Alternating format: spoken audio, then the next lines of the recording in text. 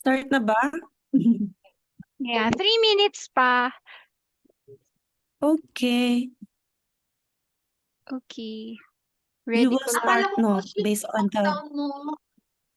Akala ko yung countdown mo, coach, starting from the starting time, which is 10:30. Hindi pala. Ini-start ko na para hindi nagabihin ang ating friends sa Canada. Na-post na ba natin yan sa ating mga Telegram GC? I Yes, check think, natin. nakapag-send si Cheese. Or at followers mo or at everyone pala. Check natin. Meron pa tayong few minutes to start.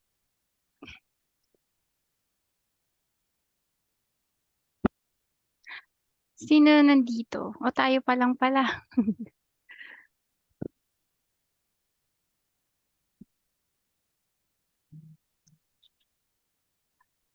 Ay,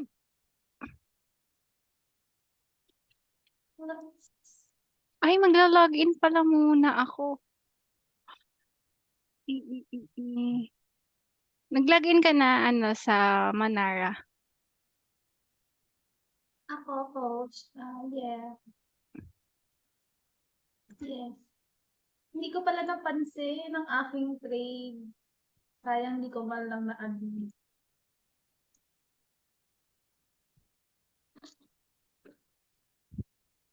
Hi, Ma'am Ami. I Ay, think, si Ma'am Ami, taga-Canada. Oo. Hello po. Good evening. Ayan. Good evening, Thank you ma'am. for joining us. In a minute, mag-start na po tayo. But let us know, Janice and Joanna, if ready na kayo sa mga accounts nyo. Yes, sige, check lang. Logging in sa Manara, logging in sa ECA. Hindi, while we're And, waiting, kamusta siguro ang concert, right? oo nga, Sabi kamusta pa naman ang po, River Maya? concert, Coach Emma, no? Yes, super Care saya. Syempre, ano natin yun. Yan. Kapanahunan natin yun, naabutan Tama natin yun. yun during high school life Wala na. din, di ba? Ni-ubos College. mo na. Wala na ba dyan, anak? Yakult, wala na din. Pero sige tayo. Ayan, mute na muna natin si mommy. Wait lang, i-unmute ko kayo ulit, Emma. Okay, hello. I think, ayan, magre-record Hi. din ako after the countdown. Sige. And I'd like to invite you guys to open your camera para mas masaya. Makita namin kayo. Kasi, oo, para ma-feel namin ang inyong presence. Open cam para ma-meet namin kayo. Hi, Sir John Russell. Ayan na, tapos na yung timer. Alright, okay, mag-request na ako for recording. Send request. We can start. Ayan. Ready na Yes. kayo? Alright. I think, yeah, Jenny. Add pin. Okay. Hi, everyone. Wait lang. Hello, hello. Ready na ba? Wait lang. Asan na ba yung aking open ko lang, guys. Sorry. Open ko lang ang aking page. At ito ay naglo-load. Ayan, okay. Hello everyone and welcome sa ating another episode of Digital Mompreneur Podcast. I am Janice po and I am currently in the Philippines. So it's 11:35 a.m. here and we're excited to have you with us here today kasi pag-uusapan natin itong ginagamit naming scanner and yung strategy para maging madali for us to trade here sa Forex. So, ayan, Emma. Yes, hello everyone. Again, this is Emma, joining you from Canada. I know may mga viewers tayo dyan na Canada rin. Currently ako ay nasa Calgary, Alberta and it's 9:30 p.m. So salamat din sa mga nagjo-join ngayon na mga taga-Canada dyan na kahit gabi na ay nakikis sa aming podcast ng mga mompreneurs. And yan, I hope you're ready for an insightful discussion with my fellow mompreneurs. And together with me, ayan si Coach Joanna, nasa kabilang bahagi ng mundo rin to. Yes, hello everyone. Good day. Yeah, I'm Joanna and I'm here in Thailand and it's currently 10:30 in the morning here. So yeah, I'm very excited for our today's topic and I hope kayo din. Definitely it's another fruitful session for us today. So yeah, maybe we can start. Yes. Hello. So Yes, we have 1 hour lang today para hindi naman masyadong matagal, no? Yes, Emma? yes, so simulan na natin. Ano ba muna yung topic na ito? If you can see sa mga previous uploads namin, we have our own channels, our own social media accounts din. Ito na yung pang-apat na episode natin. Wow, nakaka-proud naman na nagiging consistent na tayo somehow. Yan ang mga busy mom. So dadagdagan ng aming mga podcasts. And for this day, ang topic natin ay syempre, yan, finding out how we can successfully trade. Ano ba yung set natin bago tayo mag-click ng buy or sell? Kasi nga, meron tayo, for example, na open na account, meron broker, and ang mahalaga na rin tayong capital. Pero ang tanong, paano ba tayo magsimula trade? Ano ba yung gagawin natin para masasabing, oh, this is right time to sell? Guess what we have been saying sa mga namin, ang forex po, hindi ito analysis. Pwede kayong sa mga first few trades nyo sa paghuhula lang, pero pwede kayong matalo kung wala kayo sistema or trading strategy. And because of that, ayan, tutulungan tayo dito nila Coach Janice and Coach Joanna para ma-explain sa inyo kung papaano natin ba sisimulan ang pagmamanual trade. Yan, syempre, para magkaroon din kayo ng confidence na pag-trade on your own using the harmonic patterns na explain nila and other signals or indicators. So, yan. Let's give it away. Ayan o, Coach Joanna. Ayan. Ako na ba, Coach, ang mag-i-start nito? Ako na ba mag-share nito screen na to? Ikaw ba? Sure. Kasi Wala na. ito, sino ba? Di yata nakita ni Coach Joanna. I'm just following. Oo, Coach Joanna. Yan. Anyway, sige. Ayun. So, ako na muna. Bali, i-discuss natin today muna yung harmonic patterns na ginagamit natin. Kasi, yes, I agree kay Coach Emma na usually ang mga traders po is nanghuhula lang ng mga strategies base sa gut feel nila, feeling nila tataas, feeling lang bababa. Wala po tayong sinusunod na trading plan. Right now, ang i-discuss natin is paano tayo magiging profitable. Marami pong mga strategies out there na pwede natin sundan. Kaya lang, nagfe-fail tayo pag hindi tayo nagsistick doon. So, we are using these harmonic patterns para mas maging confident tayo sa pagte-trade. Pero, may mga traders pa rin kasi na alam niyo yun, kahit meron ng ganitong mga patterns, minsan nagugulat sila na hit yung SL. So, ba't kaya ganon? And dito, i-discuss natin paano tayo magiging profitable by using these harmonic patterns. So, before we share that information, yung ginagamit naming strategy, pakita ko lang din po itong screen ko para may idea sila about ano ba yung harmonic patterns. Ito. Sa totoo lang guys, etong harmonic pattern na 'to, kita ba? Kita ba yung screen? Yan. Yeah. Yes. Nung 2020, binabasa-basa ko 'to. So kahit gaano ko siya titigan, nage-gets ko yung concept niya, hindi ko siya kayang i-apply or hanapin sa chart.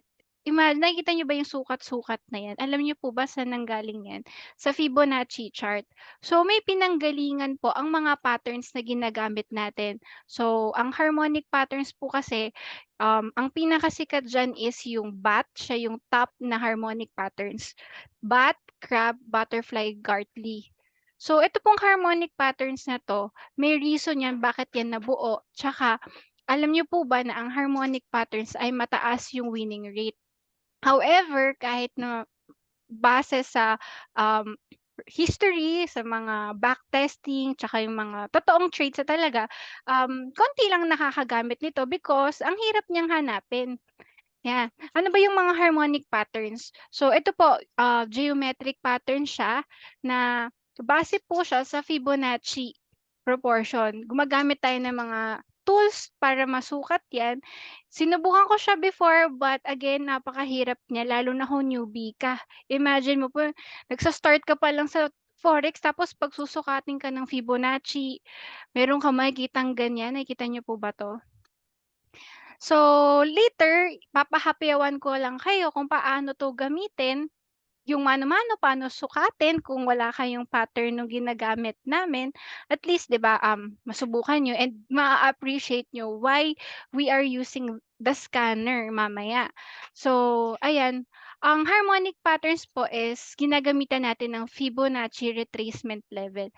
Alam niyo ba guys na ang Fibonacci, sa mga bagay pati sa mukha, sa katawan,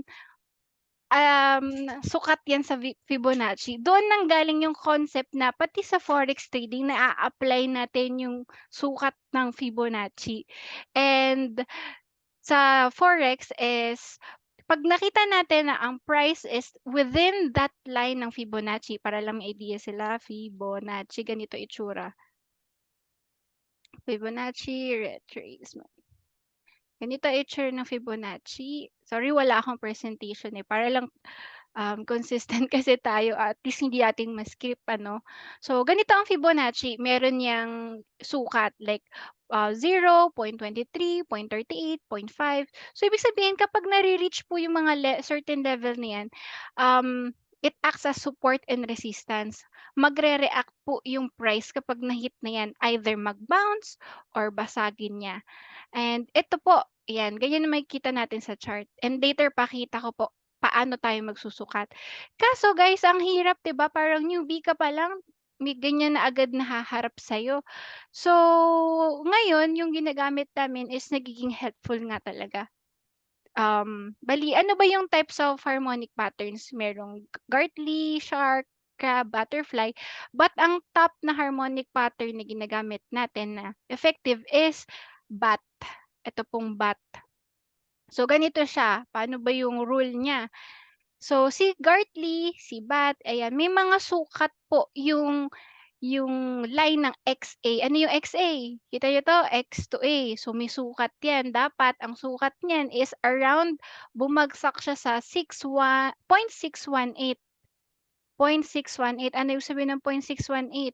Oh, kung ito yung Fibonacci, kita niyo ba yung 0.618? Ito 'yun. So, imagine, magsusukat ka ng ganyan. Kunwari eto, shark. Eto yung asan na ba yung crab? Ikaw ang magsusukat mano-mano. Hanapin mo kung alin yung, X, ano yung A, ano yung sukat niya. At 'di ba, it will take time to find these patterns. Hahanapin mo sa iba't ibang pairs 'yan, sa iba't ibang time frame. So kami, nagiging madali for us to find these patterns kasi alam mo 'yun, with just one click mahahanap mo na. And later guys, stay lang kayo sa video kasi iwa-walk through kayo ni Coach Joanna, dito sa mga patterns na 'to. So ayan, paano 'to gamitin? Ay sorry yung baby ko humawak. Yan, paano 'to gamitin? Wait lang, pinindot ni baby. Yan. Eto puwede niyo 'to i-screenshot if maano kayo, may tiyaga kayong sukat-sukatin and try on your own. Pero ako po, kahit na binasa ko siya paulit-ulit, parang ang hirap niya imano-mano sa chart. Kaya ako, I really appreciate the purpose of Manara kasi para siyang Waze for me. Alam mo yung Waze, 'di ba? Automatic niya sasabihin sa'yo saan ka pupunta, saan yung pwesto mo, saan yung direction. Pero if gusto mong mag-plot mano-mano, you can use this ABC pattern. Ayan, ipa-plot mo siya ng ganito. Ikaw maghahanap nung swing highs and swing lows. Isusukat mo lang yan. Ipa-plot mo po dun sa chart. Pwede yan, meron yan sa MT4, sa brokers, sa trading view. Pero yun nga, kailangan practicein nyo, mas patan nyo asan yung mga swing highs, swing lows, tsaka aralin nyo muna yung Fibonacci chart. Tapos, kailangan mo rin kabisaduhin, alin ba doon, anong klaseng ano ba 'yan, anong klaseng pattern, crab ba 'yan, bat or Gartley? Pataas ba siya or pababa? 'Di ba sobrang daming dapat aralin. And wait lang, let me check, may hinahanap lang, ito. So, base sa record po is si bat ang pinakamataas na, winning rate. So, ito po is base sa, data ng Light Finance po ito and nakita ko rin po sa ibang mga, iba pang mga article. So, chineck ko kasi kung ano pong pinakamagandang patterns ang gamitin since dito po sa scanner natin, ang dami pong patterns niyan. Nasaan na ba yun? Ang dami naming patterns na puwedeng i-check. Merong bat, shark, wedge, triple top, super dami. So, alin ba dito dapat ang gamitin? Ayan, and base sa record, yes, si bat po ang pinakamataas na winning rate. At ito po, yung bat pattern.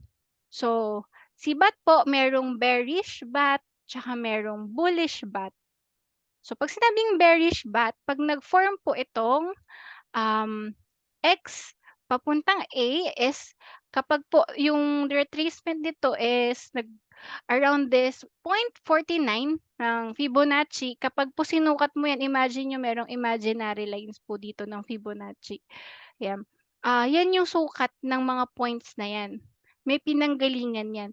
If hindi po yan pumasok sa range na ito ng Fibonacci, hindi po yan magiging mako-consider na bat pattern. So, para lang may idea sila sa Fibonacci, I'll show you quickly lang din po here. Wait lang. So, punta tayo sa chart. So, i-off ko lang po ang ating indicator. So, si Fibonacci po is ganito siya. Asan si Fibonacci? Ito si Fibonacci retracement.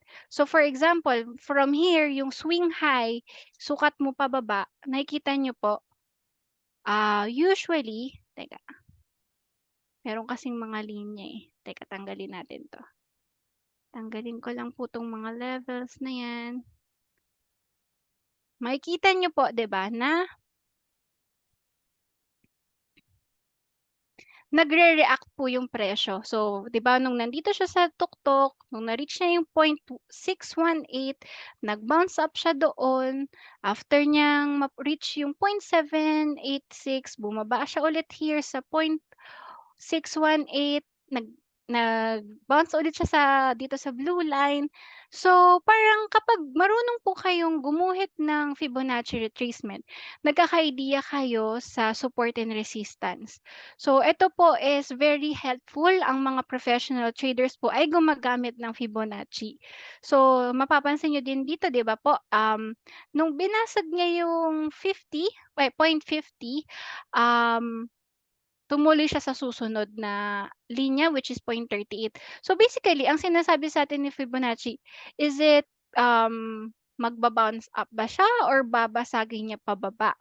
And here po makikita niyo na nag-bounce up siya after niyang ma-reach itong level. Tapos ayun, nagre-repeat lang siya. Ngayon, yung harmonic patterns is based on this sukat na yan. Na kapag ginuhit mo yung etong line na 'to, 'yan yung X papuntang A, ano yung sukat niya, etong A papuntang B. So, very confusing na aralin. Kasi ito pa nga lang Fibonacci, 'di ba baka medyo mahirap na siyang um, intindihin lalo na sa for the newbies. Pero ayun, dun lang po galing yung concept ng harmonic patterns kasi ano siya, may computation, may reason bakit naging ganyan yung pattern, may reason bakit po tayo binibigyan ng signal na mag-place ng trade here. Yan, 'di ba? Nakakuha tayo ng mga patterns just like this. Nakakuha siya ng ganito, yung shark pattern. And kung nakapasok ka sa point D, ayan, 'di ba kikita ka na. So here po, if marunong kang mag-plot ng mga harmonic patterns manually, you understand the Fibonacci, so ganito po ang pwede nating gawin. I mean, ito yung pwede niyong i-check mano-mano. So dapat yung wave XA, X papuntang A is pababa.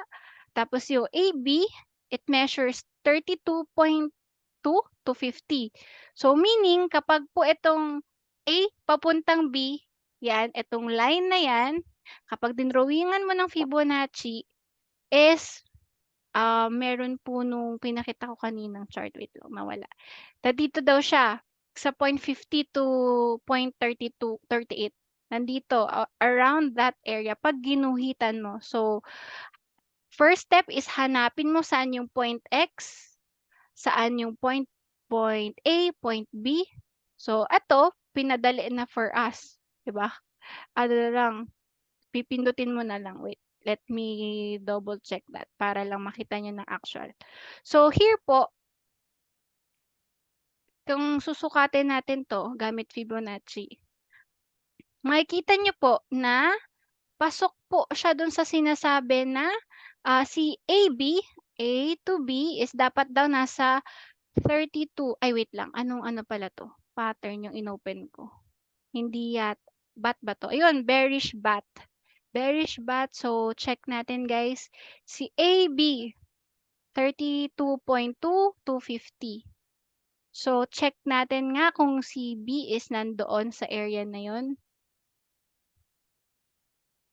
So, AB. Nandito siya sa gitna, 'di ba? Si B. O, nasa gitna siya ni 0.38 to 0.50. So, pasok siya. So, next step is hanapin mo naman yung BC. I-connect mo yung pinaka-swing low. So, connect mo yung from B to C. So, dapat si B to C, 38 to 88. So, check natin.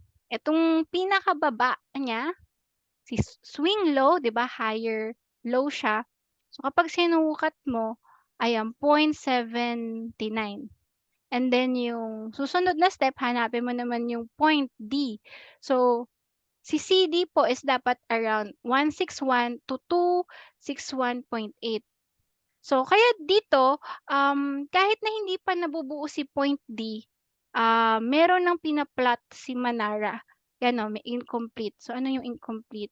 Ibig sabihin, hinihintay ni Manara na bumaba po muna dito. Hindi mo siya matatawag na shark pattern kapag hindi niya na-complete yung point na to. Kasi ito yung point na to is, yan po yung nakaplot kay Fibonacci. So, hindi pa siya complete, kaya nga yan, no, incomplete. Pero, sinasabi sa amin na, okay, mamaya kapag to napunta dito, complete na si shark pattern. So, hindi na ako mano-manong magguguhit ng Fibonacci, hindi ko na mano-manong hahanapin saan ako mag-e-enter ng trade, anong TP1, anong TP2, 'di ba? Naging madali na for us.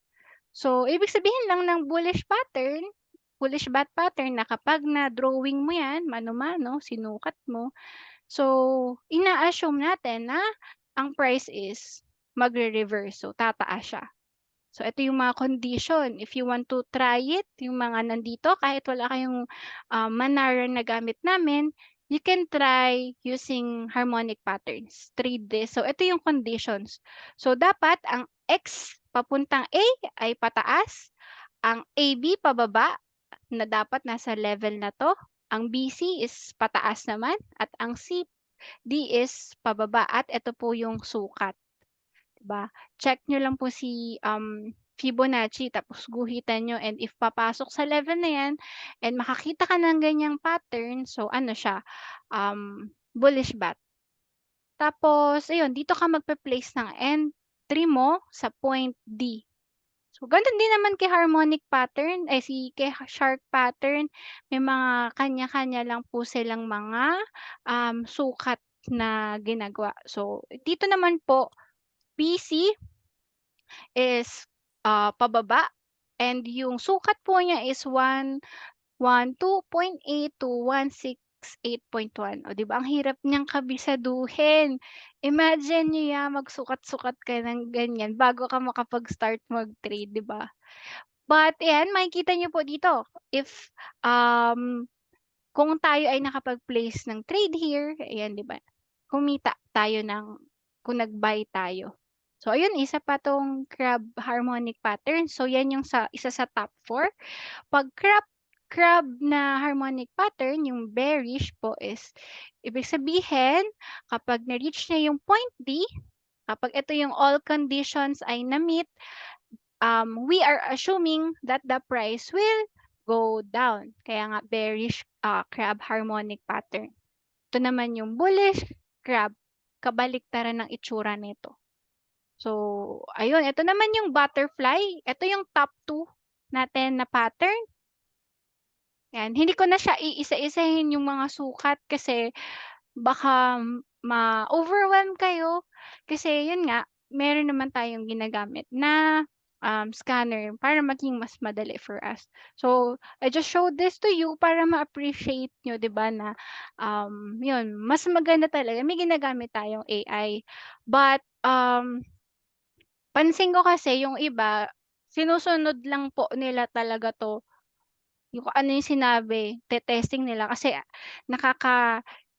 nood ako ng vlog na may nag-test daw nito tapos mababa daw yung rate, parang marami daw siyang loss. But I am assuming na yung nag-vlog na yun is hindi po dumaan dito sa aming Manara training. Kasi yung iba nagmamadaling mag-content lang para lang, alam mo yun, dahil sumisikat ang ating ginagamit na pattern scanner. So, maraming nagre-research about it.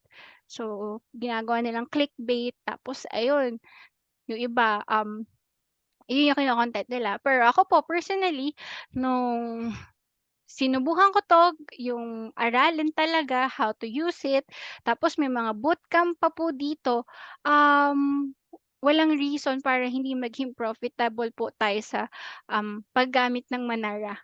Again, si Manara is just like an indicator, a scanner, to help us find patterns. Pero hindi po ibig sabihin na dapat lahat ng sinasabi niya ay kailangan mong pasukan.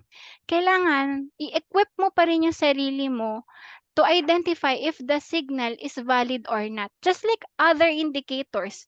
Hindi porket 'pag sinabi sa RSI or CCI na overbought na siya, kailangan mag-ano na tayo, mag-sell na. Pero yun yung sinasabi na yes, 'pag overbought magse-sell tayo, but 'di ba hindi naman lagi gano'n ang nangyayari. It's the same thing kay Manara. Kailangan lang natin pong wait lang, maingay. Kailangan lang natin siyang aralin how. And habang nag-iingay ang aking baby, ipapasa ko muna kay Coach Joanna para she can walk us through dun sa platform. And ayun, basta nabigyan ko kayo guys ng overview what are harmonic patterns at paano natin siya gamitin. And yung advantage niya nga is, yun nga, madali for us to find saan magandang entry. And since maingay na si baby, papasa ko muna kay Coach Joanna. Bago ka umalis, pa-share ulit nung pa-allow po yung multiple sharing. Ay, sige po. Yan, so habang inaayos, so hello po sa aming mga guests. Yan yung mga nag-join dito sa ating Zoom, no? Ang dami ngayon, no? Ang daming gusto matuto sa mga patterns and how they can start yan, executing trades. So, yan, bring it on, Coach Joanna. Okay, so yes, nakita natin kung gaano ka-hassle, no? Alam mo yung nakita ko yung mga graph, parang sumakit bigla yung ulo ko. Alam mo yung ganong feeling na parang just imagine kung dati, no? Dati kasi wala pa itong mga gantong scanner, tapos trader ka na before. Imagine the struggle, no? Na, naku, hindi kayo yung tipong, hindi talaga siya gut feeling. Kaya talagang imagine na sasabihin ng mga tao, trading is gambling, no? I feel like nakakawawa naman yung pagsusukat mo, lahat, chinecheck mo A to Z. Alam mo yun? Tapos sabi sa'yo, oh, trading is gambling. Di ba parang, that's so unfair. Actually, yun yung reason kung bakit hindi talaga natin mako-consider na gambling yung trading. Napakalayo. Pag pumunta ka ba sa casino, kailangan ko ba magsukat? Ng layo ng chip from the Totoo. banker to me, right? No, right? Uupo lang. It's all about what I feel. What is my gut feeling tell me? Kaya dito, lucky tayo ngayon. We're so lucky na meron ng mga scanner that will really help us na mapadali yung pagsusukat that ang sakit niya sa mata. At yung table, kung nakita nyo, di ba, ang dami nating mga patterns. And each pattern has its own specific points. So here, I will just show you ano yung Minara, right? So after you log in sa economy, actually Minara is one feature, just only one out of the many features that we have in economy. So si Minara, it's an AI-powered tool. Paano kayo pupunta doon? You log in first sa economy, and then under Forex here on the left, just click Minara and you will be brought to this here. So, in case na hindi mo alam yung PIN mo, you can also reset your PIN here. If you forget or you just really don't know, then just reset it right away. Kasi pag kinlik niyo po ito, mag-a-ask po yan sa inyo ng PIN. So, yeah. Then just enter your PIN. Let me just enter mine.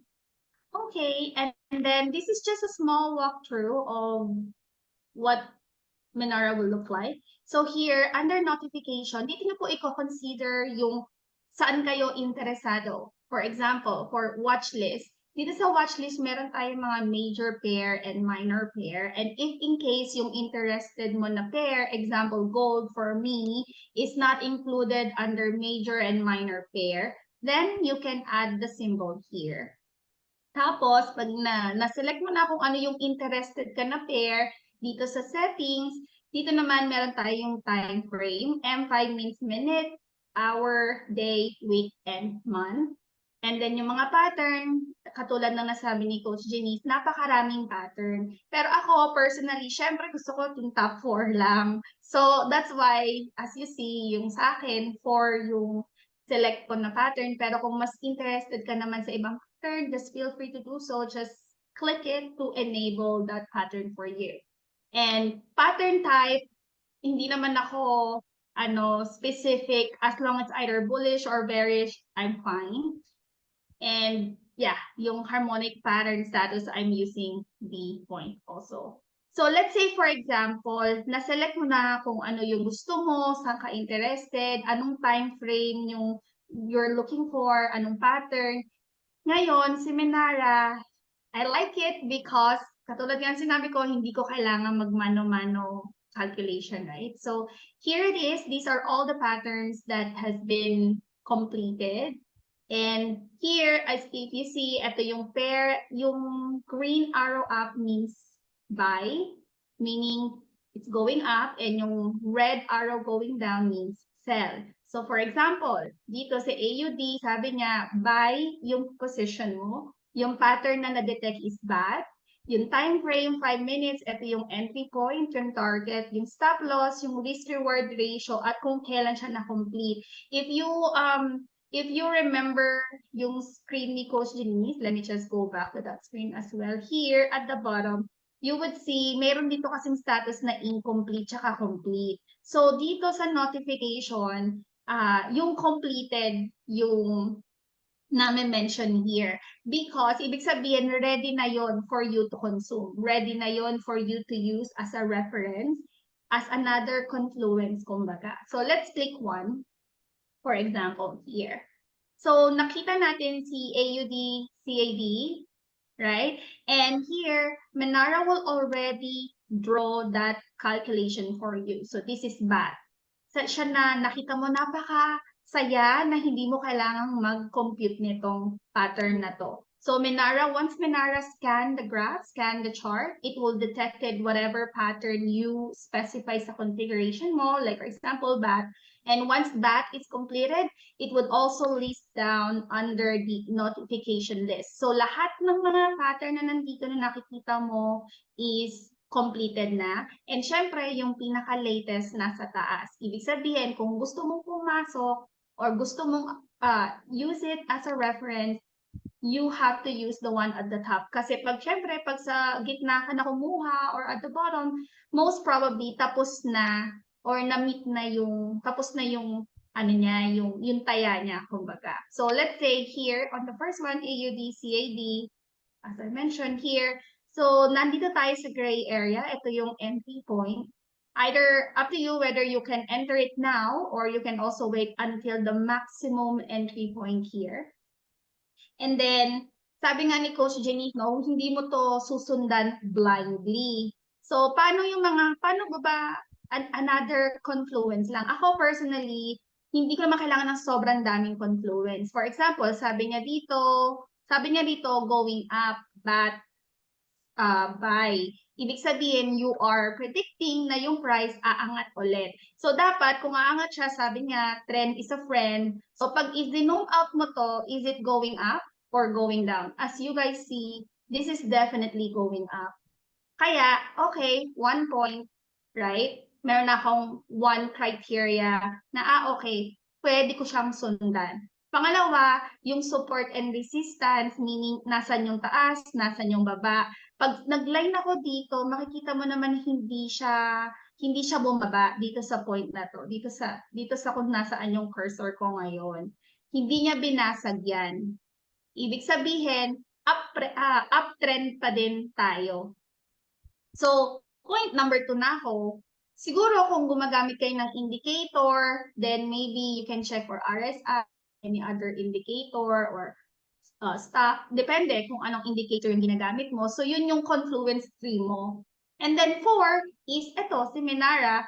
I think Menara is also another confluence, right? As I mentioned, si Menara, hindi naman siya random na magbibigay sa'yo ng signal. It is based on calculation, based on Fibonacci, right? So, ibig sabihin, it waits for that particular pattern to be completed before the signal has been produced to you. So, ito na yung pang-apat ko na confluence. Kaya for me, siguro naman sapat na yung 4 na confluence for me. Kung meron pa akong additional indicator, then that will be another pang-5 na confluence ko. So kung papasok ako dito, I will use this Menara as a reference na, so I can enter a trade under this number, and then ito yung TP, TP2, and then stop loss ko. So, ganun ko siya personally ginagamit. Hindi lang porket sinabi ni Menara na ganito, eto na siya. No, I'm adding either ano yung trend, ano yung market structure, nasan yung support, nasan yung resistance. Kasi nga, pang-4 ko si Menara, kung gumagamit pa ako ng indicator, then pang-5 na siya. So I have 5 confluences para masabi ko na, okay, I will enter the trade. So, ayun. Kaya ngayon, kapag ito, finalo mo, as you see, we just need to wait until it hit TP1 or TP2. And kung nagtatanong kayo, bakit may dalawang TP, right? So, actually, depende kasi ito sa kung gaano ka-patient, kung gaano kalaki ang capital mo, kung gaano, majority is just really all about patient. Kasi, syempre, the longer TP, the higher TP, the longer time it can be. Possible na mas matagal siya, pwede rin mabilis, depende sa price action no currency na ititrade mo. So, and then, of course, kapag mas mataas yung TP, mas malaki yung profit. Yun nga. Kaya, depende sa patience mo. Pero kung masaya ka naman, let's say sa TP1, you can gain, let's say, $1, at okay ka naman na okay na, I don't need to wait much. At least, sure ball na ako na may $1 ako, then you can just put TP1 as your target profit. Then automatically, once TP1 is hit, then automatic na rin na mako-close yung trade mo. And then if you are also looking for a more gain, then you can go for TP2, or you can also go for further than TP2, right? Depende rin kasi yan sa market movement or price action. So again, here in notification, nandito lahat. If you want to see naman yung katulad ng page ni Coach Janice, under monitor, nandito din yun. Pero kasi dito, makikita mo yung status na complete tsaka incomplete. Me, personally, doon ako sa complete kasi gusto ko yung potential na pwede na akong pumasok right away. Pag incomplete kasi, meaning binubuo pa lang yung pattern. So, mag-iintay ka pa nun. Kaya, ako personally, doon ako sa, ayan, nakita nyo, pag kung nagselect kayo ng incomplete, sabi dito, para maging completed na Gartley pattern to, kailangan itong price na to, umangat pa siya dito sa point D. Doon pa lang mako-complete yung pattern. As long na hindi siya umaangat dyan, you still will not consider it as a Gartley. Kasi hindi niya pa nami-meet yung requirements ng kung gaano ba yung mga computation na shinow sa atin kanina ni Coach Janice. So, ayun.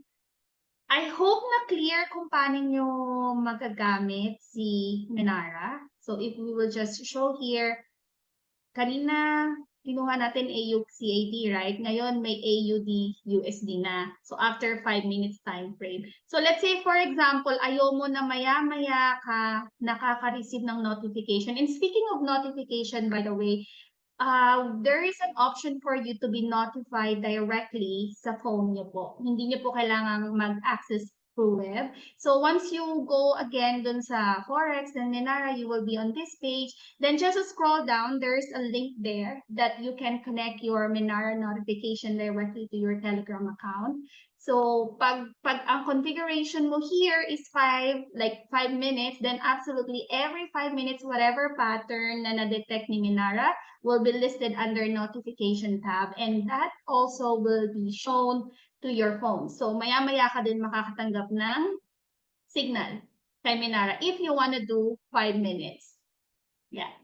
Or if you want to do higher time frame, then pwede naman, you just need to go here under settings, remove M5, then every 15 minutes, whatever pattern was whatever pattern will be detected, then yeah, you will be notified on your phone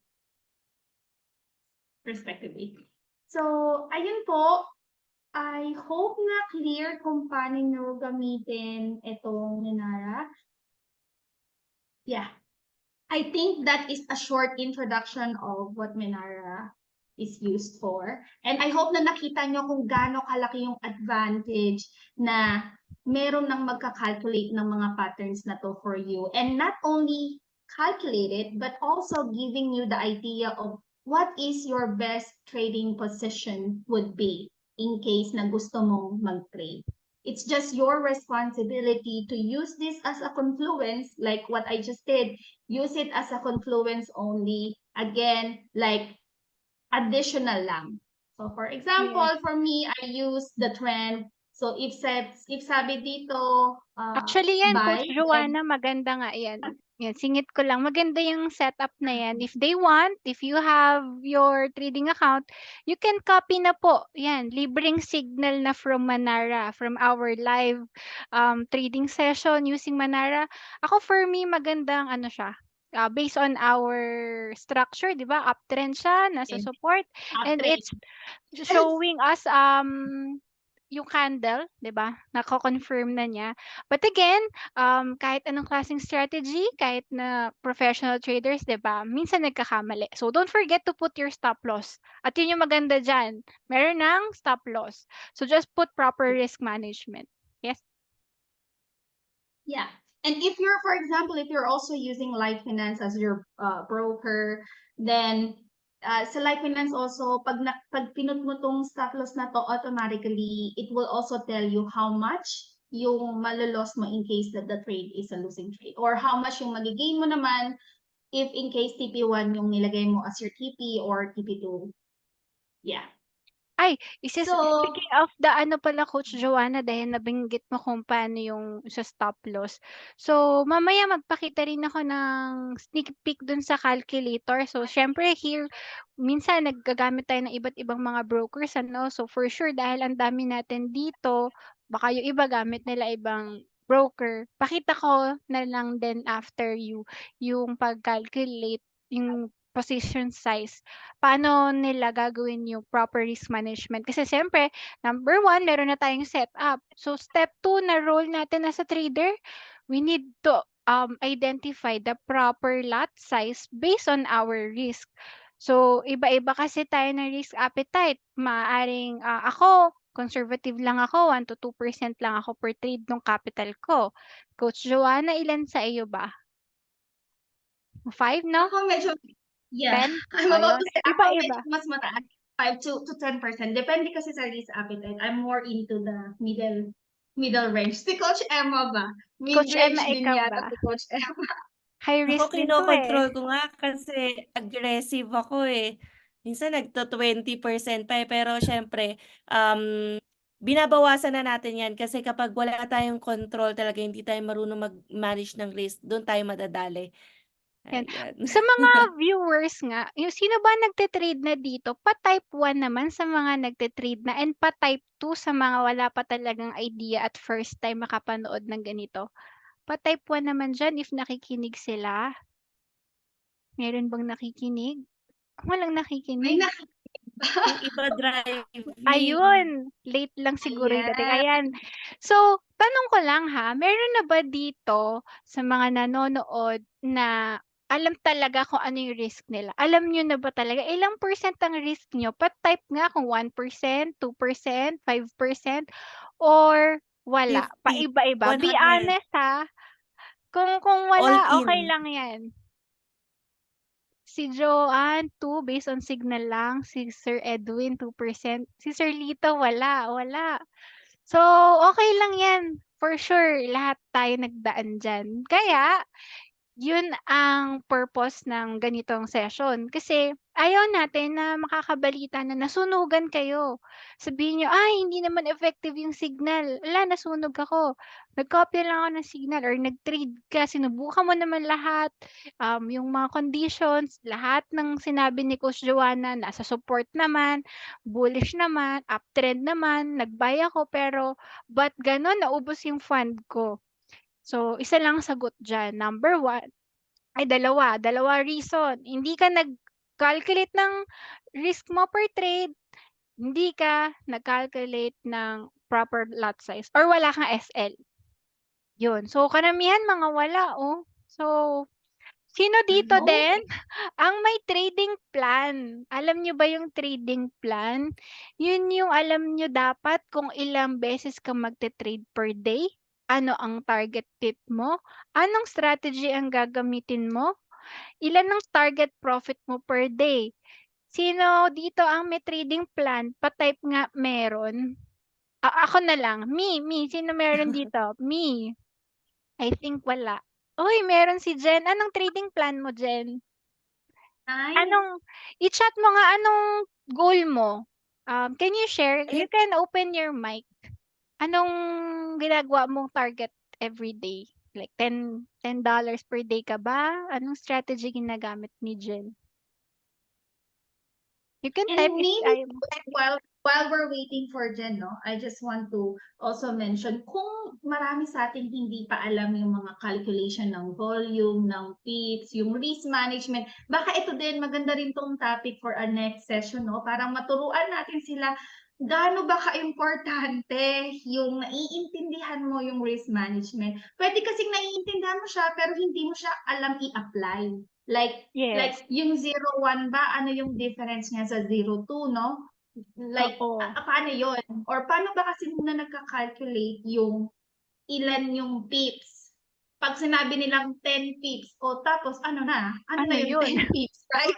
So, okay, kung 10 pips siya, magkano siya? Kasi minsan, di ba, kapag hindi mo alam yung movement, hindi ka mapapawaw. For example, pag nakita mo yung mga traders natin or yung economy results galing sa mga signal, right? Tapos sabihin nila, we won 1,000 pips. okay, naintindihan mo 1,000 pips, pero hindi mo ma-appreciate magkano in peso yung 1,000 pips, no? Imagine 1,000 pips, gaano kalaki yon in peso. Kahit nasabi mo ang volume mo ay 0.1, maiintindihan, naririnig kasi natin siya, pero baka hindi nila nagigets yung value. Kahit nga Yes. sabihin mong 100 pips, imagine if it moved 10 pips, times Ano mo yun sa yun? 10 is 100. Kung may 0.1 ka, magkano na yun, right? 100 times 0.1. Ako naintindihan ko na kasi siya. Paano kapag Kayo nga, may mga sige. topic tayo ngayon na wala? So, I think, ayan, mukhang magandang topic siya, Coach, para ma-share din natin kina Miss Amy, Miss Fancy, na, alam mo yun, ayan, Si si Sir Geraldine Lito din. nandito rin. Mm, Ayan. So, eto si pala, Ma'am i-share ko Sir. lang din. Andiyan si Geraldine, your student. So, eto, kita ba? Yes. Ano lang siya, Information. mabilis lang na pag-share ng pag-compute ng calculator. Ano? So, for example, yung currency mo is USD, tapos account balance mo is $1,000. Tapos, ang risk mo is 1% lang per trade. Tapos, sabi ni Manara, ang stop loss mo daw ay 100 pips. Or yung strategy mo. So, kasi dapat, pag magta-trade ka, you need to know first what is your stop loss. Huwag ka magte-trade kung hindi mo po alam kung ano ang stop loss. Kasi, kapag in-skip mo yung step na kung saan ka mag-exit ng trade, ngayon pa lang po, gina-guarantee ko na masusunog or matatalo kayo sa trade. Kasi sabi nga ng educators natin, if you fail to plan, you plan to fail. So, dapat dito you have to plan your trade and then trade your plan. So, kapag sinabi mo ang stop loss mo is 100 pips, stick to it. Wag yung uusod mo ng uusod, gawin mo 200, 300, hoping na magkaka-reversal. So, if you are doing manual trading, just fix po kayo doon sa SL nyo. I-move mo lang yan kapag pabor. Like, for example, kumikita ka na ng 100 pips. Yung SL mo, i-move mo na siya. Gawin mo na siyang break-even or magkaroon ka ng trailing stop loss. So, yan, kapag po kunwari currency pair na iti-trade mo, Euro USD, i-calculate mo, ibig sabihin, based on your balance, ang position size mo lang dapat is 1,000 units kasi 100 pips. So, if you are using a standard account, ECN account, classic account, kailangan 0.01 lang ang lot size mo. If you are using a cent account or yung micro account, you can put lot size 1. So, magkaiba po, depende sa account type ha. Kapag ECN, standard or classic, 0.01. Ang 1 naman sa cent account or micro account, depende kasi iba-iba tawag sa mga broker, ano? Sa XM, ang tawag dyan, micro lot. Sa Light Finance, sa FBS, sa XNES, sa VT, lot size 1. So, yun yung sa cent account. But, ibig sabihin lang nun, bumili ka ng 1,000 units of currency. Imagine, kahit na you have a small account, you can buy maraming position size. So, for example, ang stop loss ko lang 10 pips. Kasi mag-ano lang ako, scalp. I-calculate ko. Imagine, kahit may $1,000 ka lang, you can order up to 10,000 units of currency. Kaya po tayo, malaki ang potential lang kitaan sa trading because even though we only have $1,000, pwede tayo magkaroon ng 10,000 units of currency virtually. So, kung baga sa nagpapalit ka sa dollar, 'di ba? Kung magpapapalit ka ng Euro USD, kung kunwari ang palitan ng 1 euro sa 1 USD is 1:1.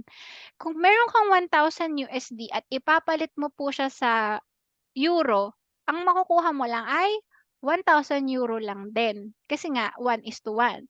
So, kung 1,000 ang USD mo, makukuha mo 1,000 USD din. Tapos kapag tumaas yung value, kunwari palitan niya, naging 1:2. Kumita ka ngayon ng $10,000 kasi yung 1,000 mo, naging ang value niya na pinagpapalit mo is 2,000. Ganun ang kitaan sa Forex. But sa online Forex trading, we can actually get like ganyan, 10,000 units. So, magkakaroon ako ngayon na kahit meron ako 1,000 USD, magkakaroon ako ng virtual units ng 10,000 euro. Gets niyo yun? So ngayon, what if ang palitan niya instead of 1:1, naging 1:2? Meron akong 10,000 units.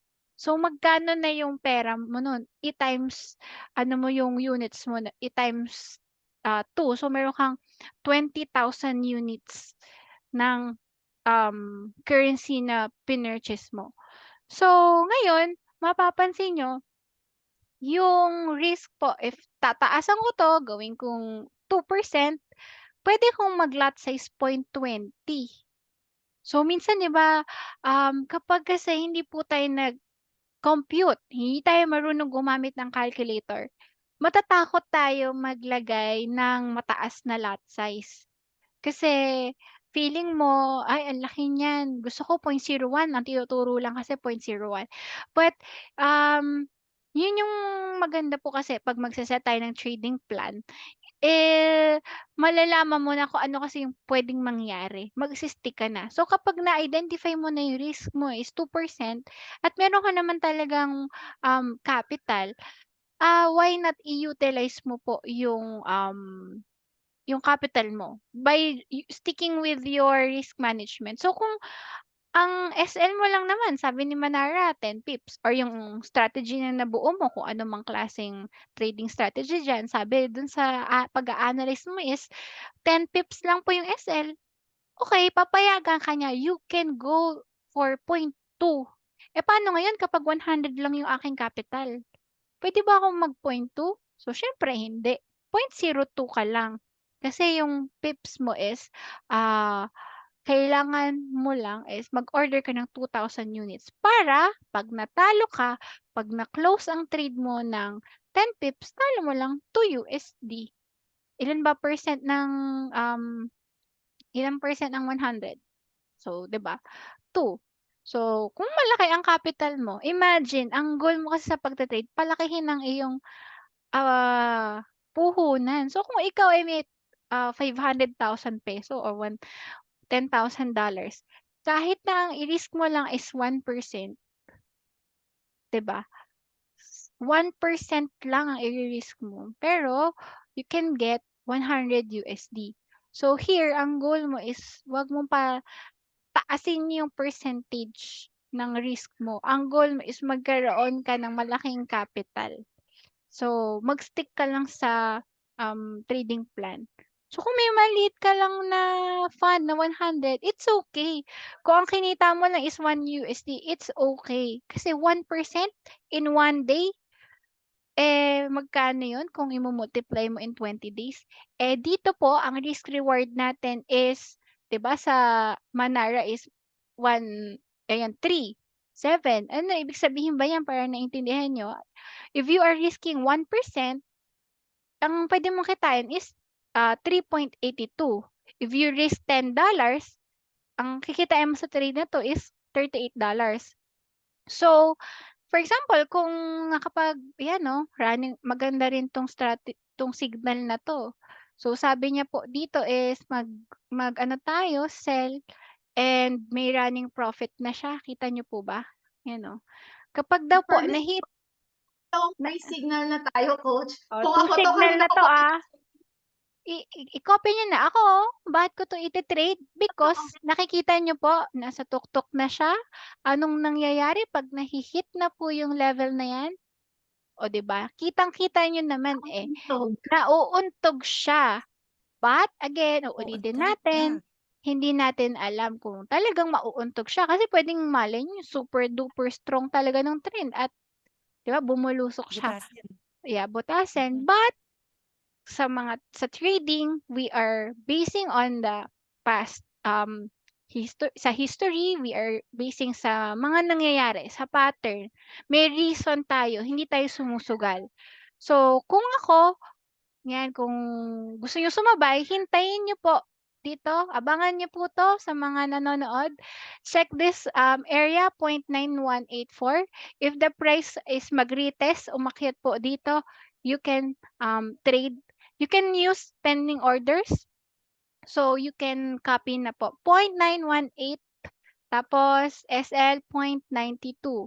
So, if you risk $1 o sa $100 na fund mo, if na-hit po ang SL at 'di ba mali yung signal na 'to, edi okay lang, 1% 'yon.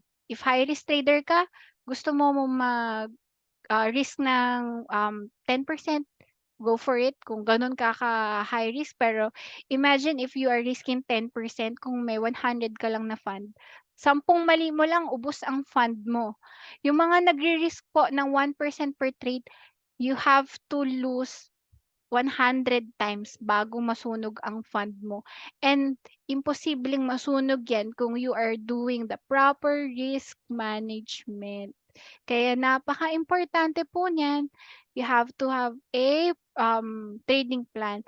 At yan ang ating pag-uusapan ng details sa susunod na ating session.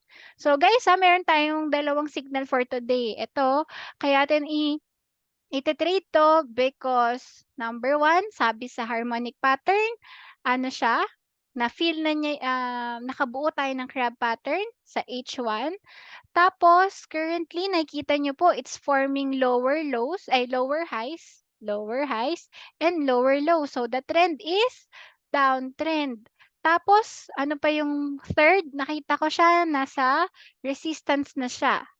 So, another signal for that. And another confluence for me is nagpo-form na po siya ng bearish candle. Another signal, another indicator for me is meron tayong mga fair value gaps. Ano naman yung fair value gaps? Pag sinabing fair value gap is ina-assume po natin na babalikan po niyan yung presyo. So, share ko lang din po tong trading view para mas ma-appreciate nyo si fair value gap. Ito si AUD CAD. AUD CAD.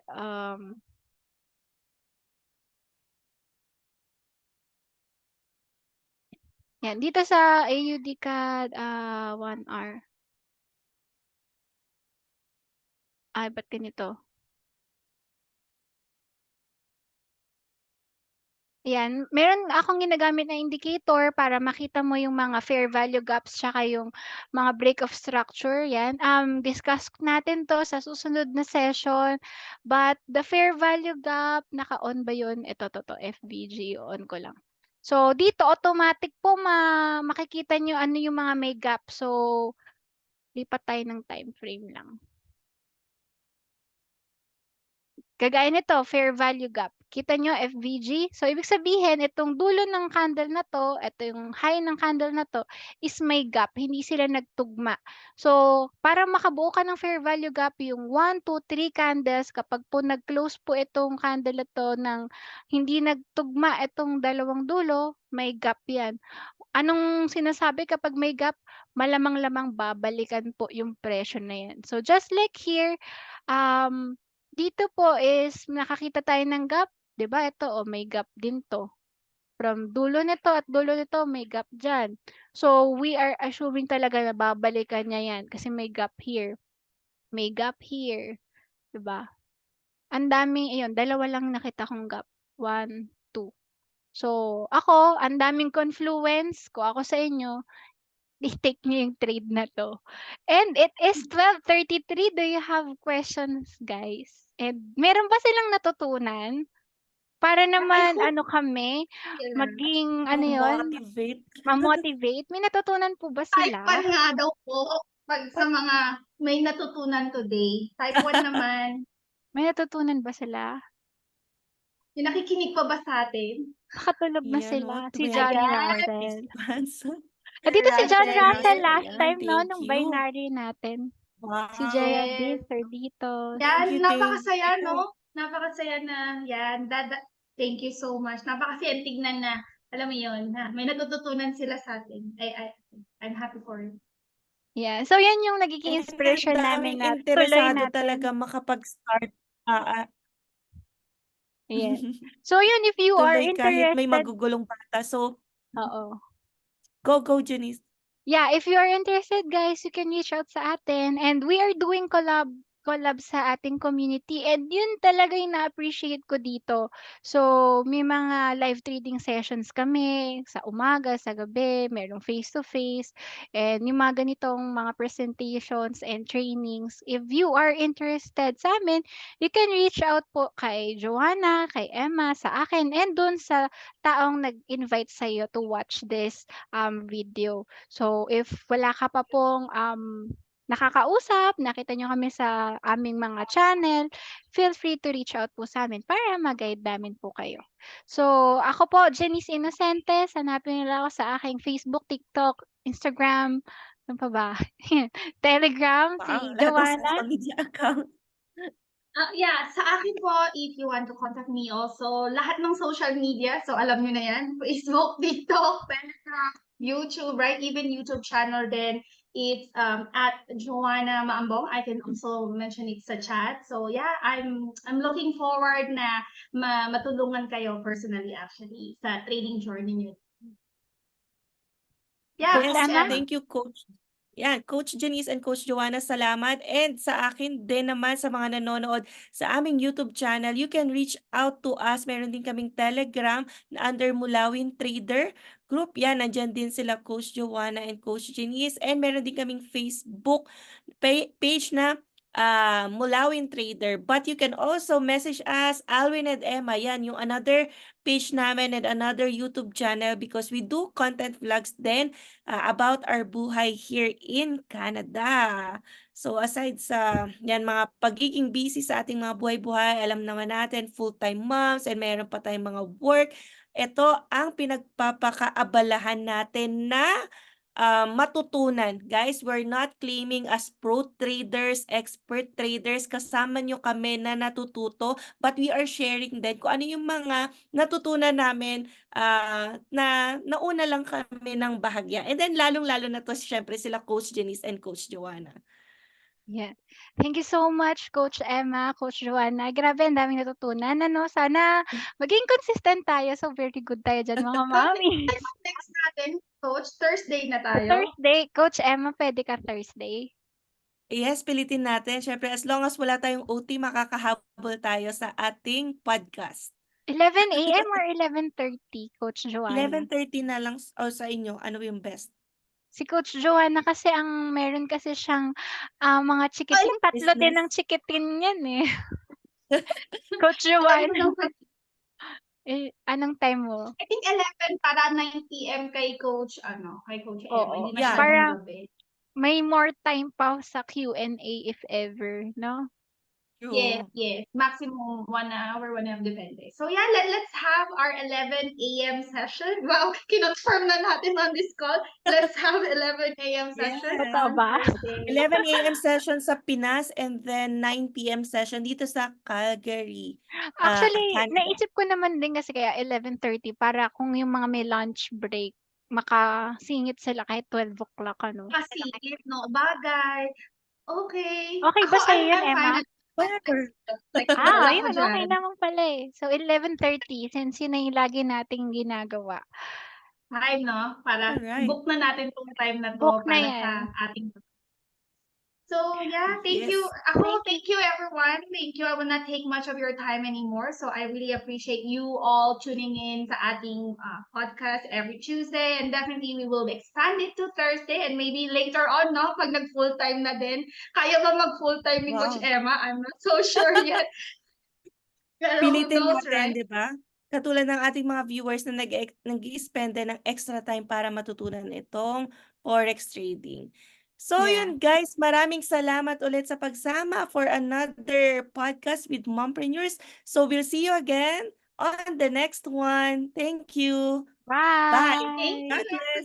God bless. Thank you. Thank you.